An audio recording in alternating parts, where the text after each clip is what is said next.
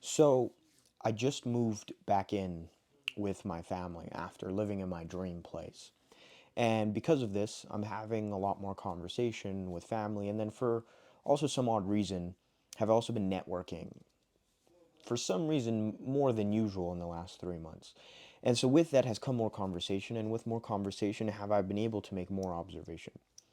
And the observation that I have come to is you cannot let small minded people kill your dreams. You cannot let small minded people and their way of thinking dictate your ways of thinking and really allow that negativity to seep into your mind. So, with all of these conversations that I've recently been having, have I noticed that when you try to go against the grain, when you try to think big in front of somebody small minded, the first thing somebody that's small minded thinks of is all the negativity attached to that big thought. Whether, it's this, buying this, whatever it is. I'll give you guys an example a little later on in the video. Instead, and this is what big people do, big minded people, open minded people, is they think of all the possibilities and all the reasons to do, right? And then small-minded people think of all of the bad things and all of the reasons not to do, and this could happen and this could happen. Okay, so I'll give you guys a quick example. Now, I'm never gonna sit here and bash my family, but I want to just give an example when I was speaking to my mom and dad in the car.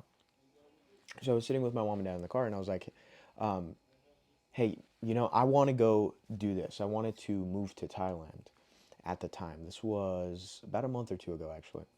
And the first thing, the first thing that comes out of my dad and my mom's mouth is all the reasons not to do it. All of the reasons that, oh, you know how dangerous it is, this and that. Like they fucking been there, like they lived there, like they know what it is over there. All of this just bullshit, right? All of these negative ways of thinking and all the reasons not to go, not to move, not to be curious, not to go, right? And with my parents, it might be a little different, right? Maybe because they just want me to be safe. But I wasn't just judging this off of that one conversation. I was judging this based off of multiple conversations with not only my family members, but multiple conversations with multiple individuals. And did I notice that this always comes up? And this is what separates the people that do end up going to achieve, bro, and that do take the step and that do continue on the path and that do achieve greatness and that do live a life full and a life worth living, not a life full of regret. And it's literally in the fact of small-minded people think of the negativity and all the excuses as to why they shouldn't do something. When all I think of and all you need to think of is all of the reasons to do something. Okay, there's no more blaming and pointing fingers. The reason this topic is so important for you to understand in the small minded compared to the big minded and the open minded is that this doesn't only go and have correlation to that one subject of like just the first thing that comes to mind is negativity.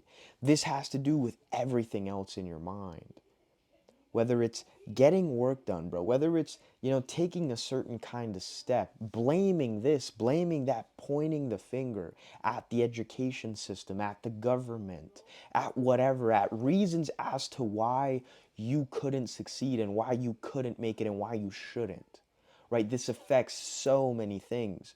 And this is why you have to be very, very careful and very, very cautious as to what you let in your mind. Then you have to be very self aware as to your own ways of thinking. And you have to subconsciously not allow yourself to become this kind of person where the first thing you think of when something great, when something big, or even this can boil down to the small things, bro, because a lot of the times the way you do one thing is the way you do everything. And so you have to not allow for yourself to adapt the level of thinking of a person that is small. And you know how it is, bro. When you're in a room or you're having a conversation with somebody small minded, how it can piss you off, how it can bring you down, how it can negatively impact you.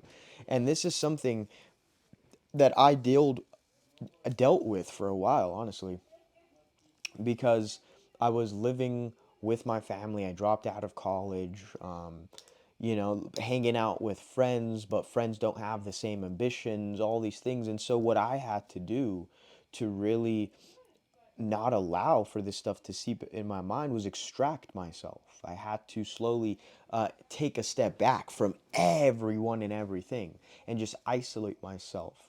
And the way I did that was by just working all the time, by just improving all the time, keeping myself busy and keeping myself accountable, keeping myself in that zone so that I just didn't have time to be consumed by all the bullshit. And this is why I say, for the last 3 months or so did I finally start to network and finally start to engage in like normal conversation, not normal conversations, but like just having social conversations like a normal person would, I guess. Because for literally before that, the past 4.5, 5 years, bro, I have essentially talked to no one.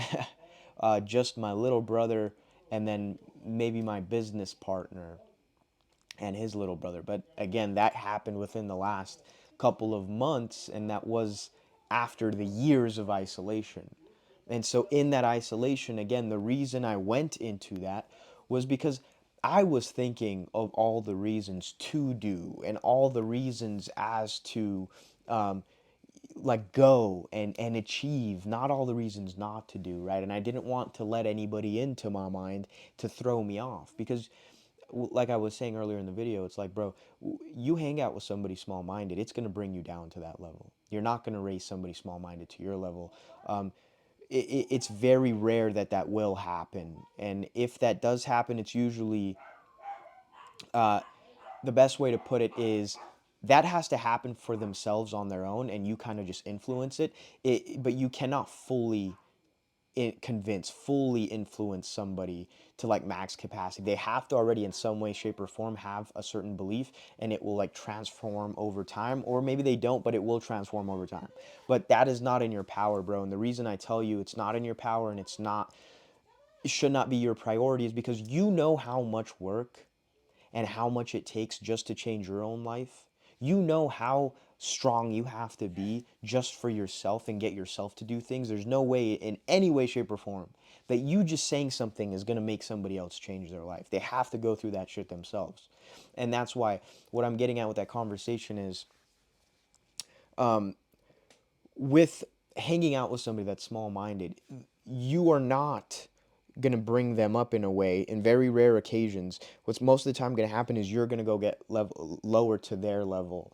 And because these thoughts will creep into your mind, you're going to allow for this negative environment. And I noticed that very early on.